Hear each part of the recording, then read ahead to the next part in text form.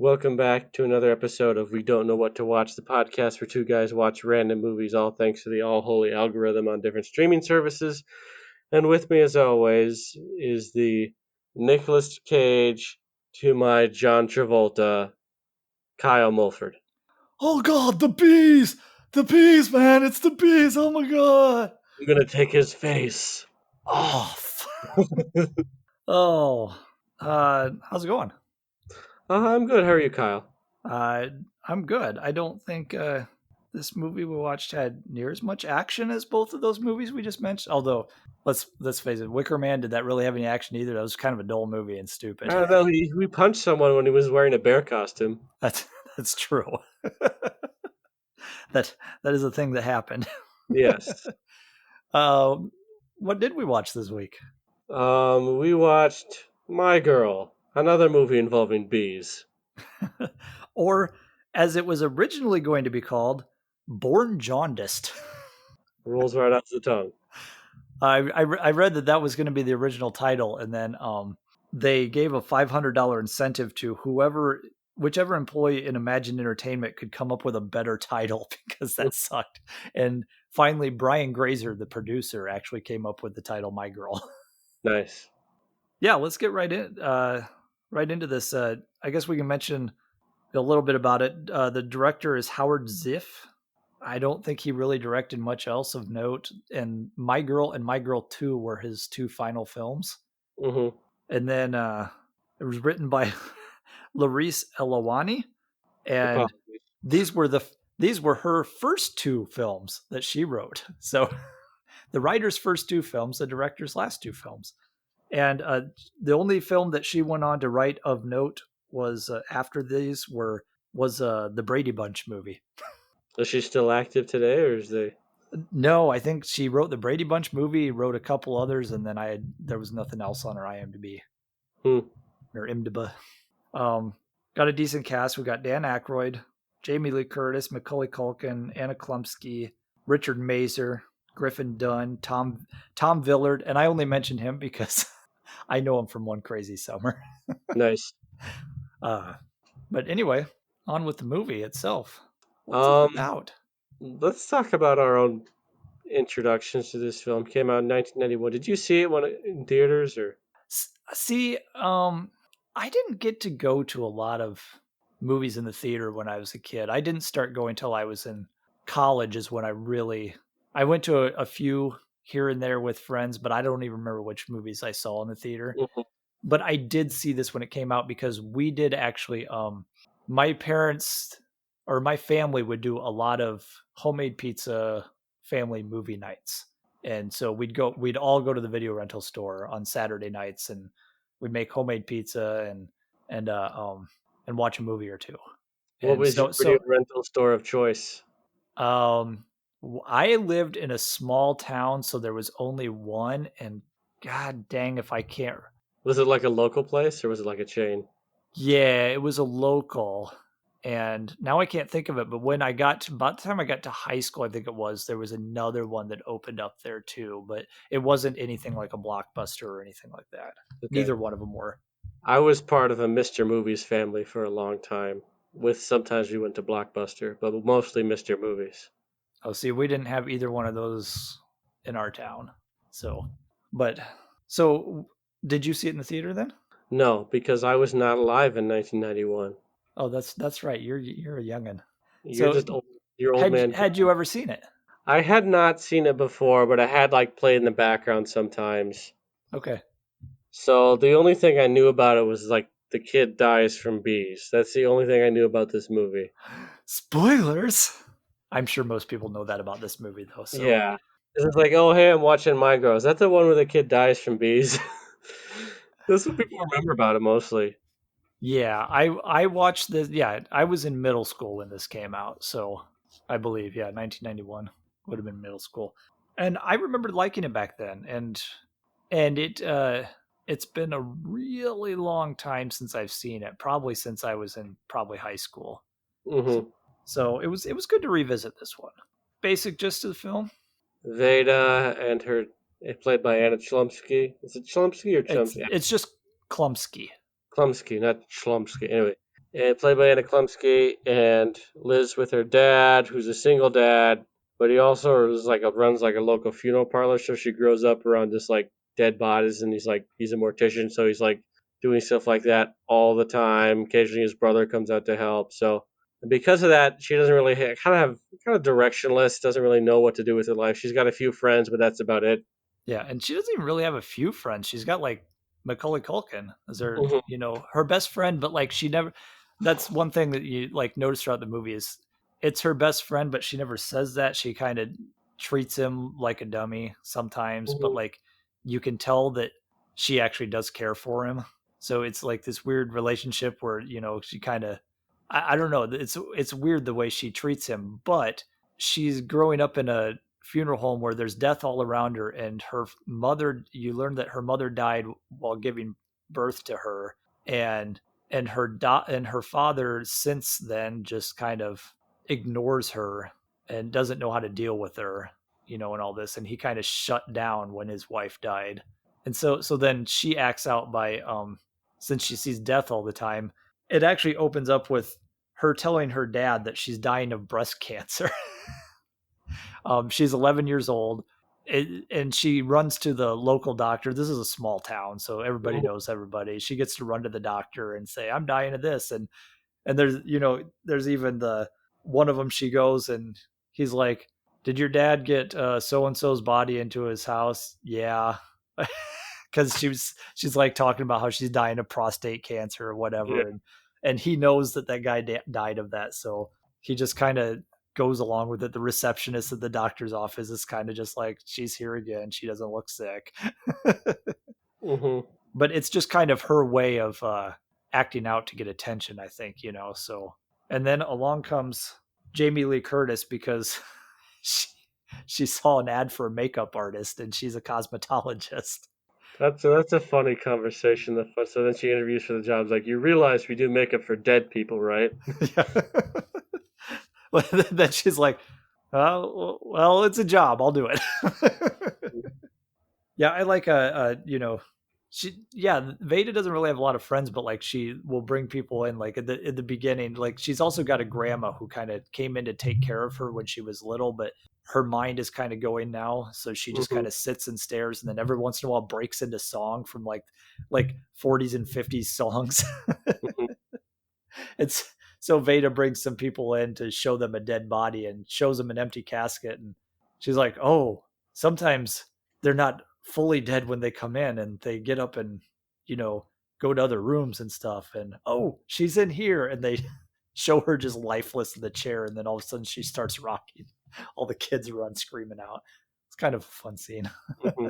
But basically, she just spends all of her time with this Macaulay Culkin kid, Thomas J, and he's allergic to everything, which is kind of foreshadowing. There's another scene where a small casket comes into the funeral home, and she's like, "Is that for a kid?" And the dad is like, "No, it's just for really small people." It's very short people. Very short people, yeah. So um but eventually Jamie Lee Curtis gets Dan Aykroyd to kind of open up a little bit, a little more, and she realizes that like Veda is someone who needs some sort of attention from her father, Hmm. and and then also starts trying to come in as a motherly figure, although Veda isn't having any of that because she's kind of prying her way into the life. She's an independent 11-year-old. Dang it. She is very independent. And finally, Harry and Shelley, that's Aykroyd and Curtis, they go on a bingo date because that's That's another pretty cute scene. yeah, it was because that's where Harry goes to have fun, is to bingo with a bunch of old folks. And that was a great scene because there's a great line in there where like Jamie Lee Curtis is looking around and she's going, "I just realized something. I'm going to be doing the makeup on most of these people fairly soon." I liked that line there. Yeah. And there's also this whole subplot with Veda, and she's in love with her teacher, Yep.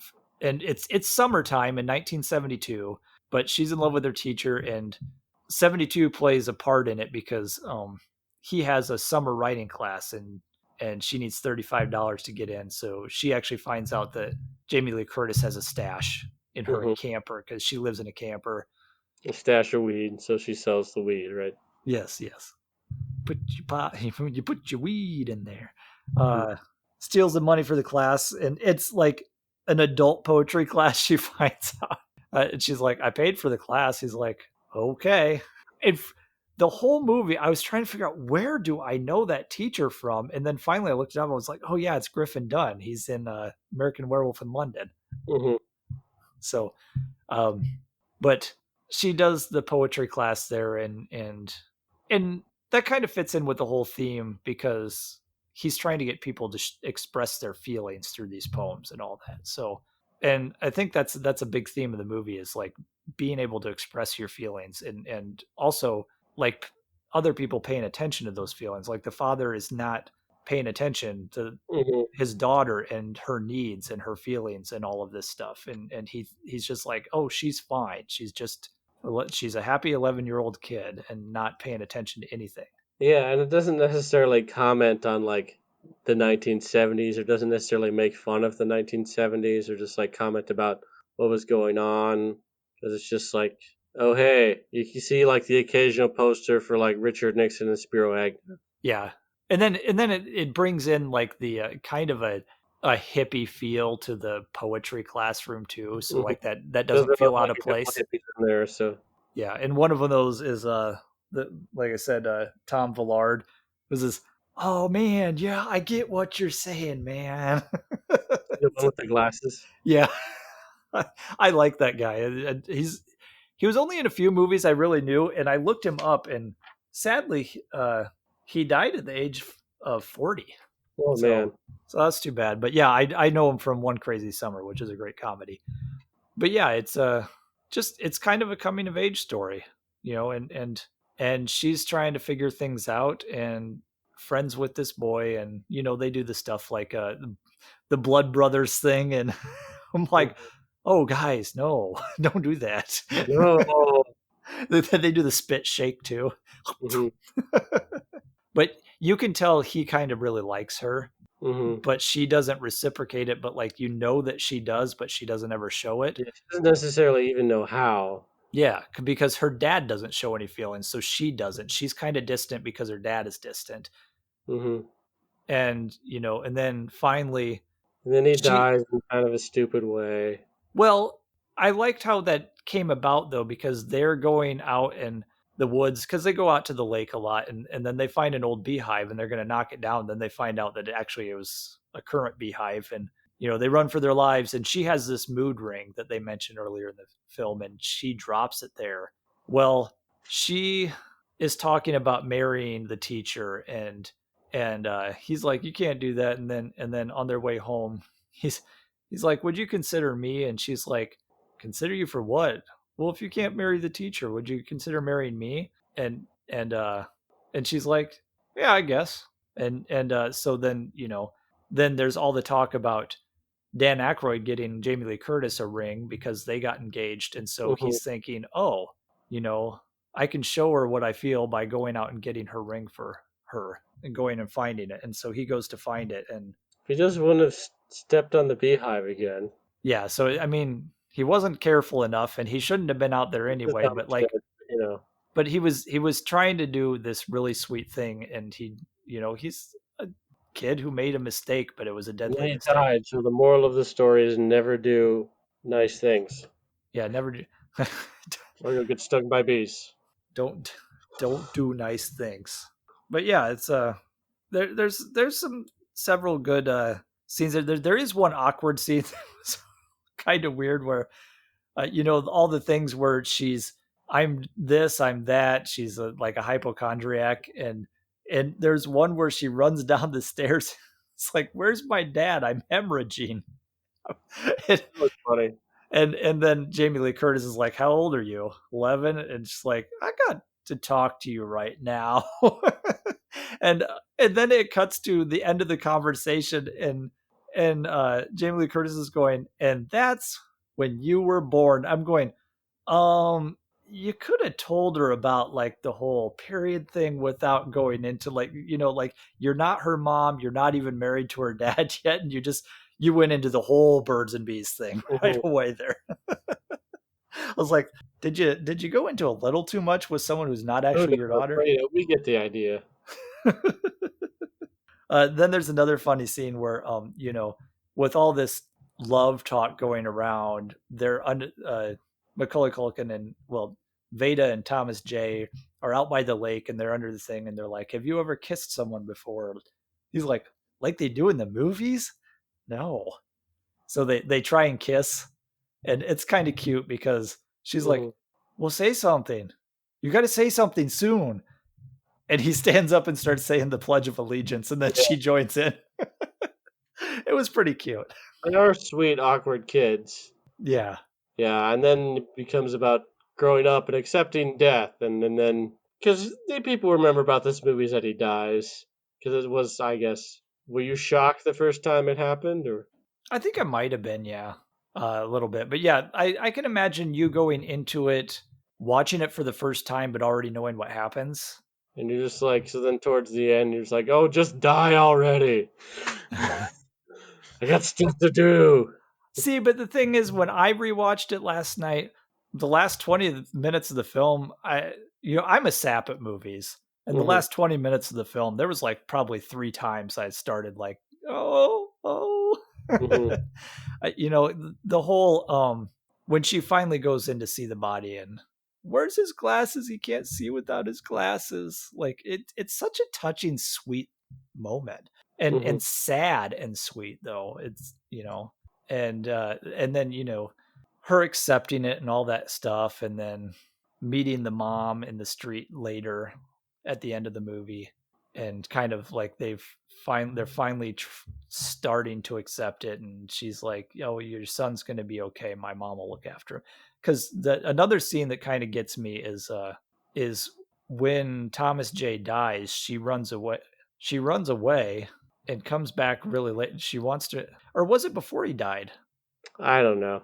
There was one scene where she ran away and then she came back late at night. And yeah, I think it was after he had died and she finally comes home and they're all worried about her and then she goes to bed and her father comes in and as he's about to walk out the door, she asks, "Did I kill my mother?" Because that's been on her mind all Hmm. these years because she died at childbirth.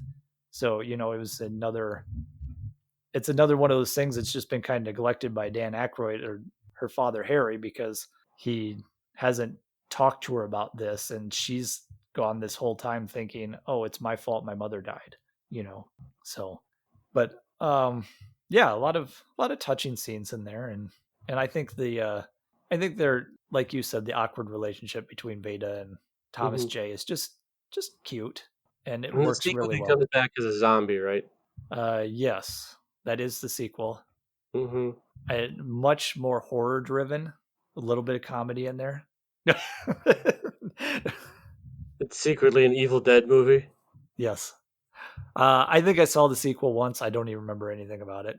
Hmm. But I'm trying to think if there's anything else in here that. Oh yeah, she runs to the teacher after the funeral to tell him that she loves him. But then that was when she ran away because he's like, "Oh, meet my girlfriend." And she's like, "Oh no, my best friend's dead, and the teacher that I love has got a girlfriend, and my life is ruined, and my dad's getting married to some other woman." Hmm. And then she does go back to the class though to read her final poem, and then leaves. And Hmm. that was another scene that I really that was such a sweet little poem that she reads because it was about a weeping willow tree and Hmm. that's supposedly what kind of tree they were supposed to be at by the lake, like all the time. But like, I didn't even know that's what it was supposed to be, other than because of the poem. Because it even says in the trivia, they're like they couldn't find a lake with a weeping willow right next to it that they could film at or whatever. So they broke some branches off of one tree and like just tried to make it look as much like a weeping willow as they could. That's funny.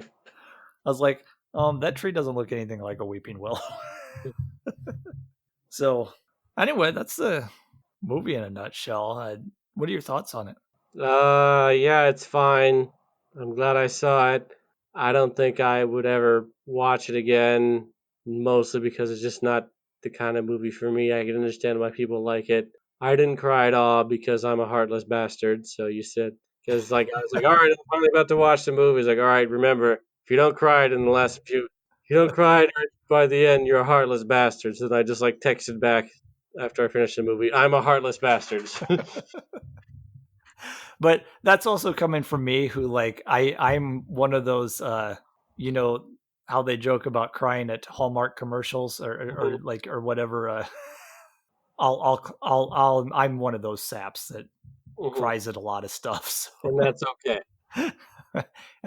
I, hey, obviously I think it's okay because I'm admitting it on a podcast that I'm Yeah, putting I out mean, there I'd to the world. recommend it. Just give it a watch at least once. Yeah, and I actually, I really recommend it too. I actually liked revisiting it.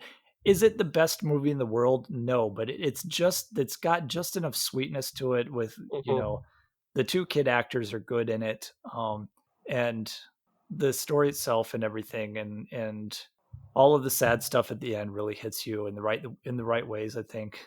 You know, message about, it's about, like you said, growing up, accepting death, accepting change, expressing your feelings and all of that. So yeah, I'd recommend at least watching it once. Anyway, What'd you pick? What would you pick for a double feature? you know what? I completely forgot to think about that, but I've I'm got kind of one. thinking I'm going to go with this was kind of a coming of age film and it dealt with a dead body, so I'm going to go with some other friends who find a dead body called Stand by Me. Nice, nice. I Another still haven't seen that. What's that? I still haven't seen Stand by Me. Okay, that one is legitimately like a really great film. Hmm. So, what do you got? And I thought if we're gonna talk about coming of age, set in the '70s or made in the '70s, I think Bridge to Terabithia, because that also helps deal with death. And Bridge to Terabithia was inspired by a real incident where the author's son, Catherine Peterson, like her son David's best friend, was like struck by lightning when she was 8. Such a terrible experience to go through for everybody, especially when it's a kid. Just Yeah. so. All right. I think we can move on to the spin for the next movie here though. Oh hell yeah. All genres. Spin the wheel. Spin, spin, spin. If it's my girl too, I'm gonna be pissed.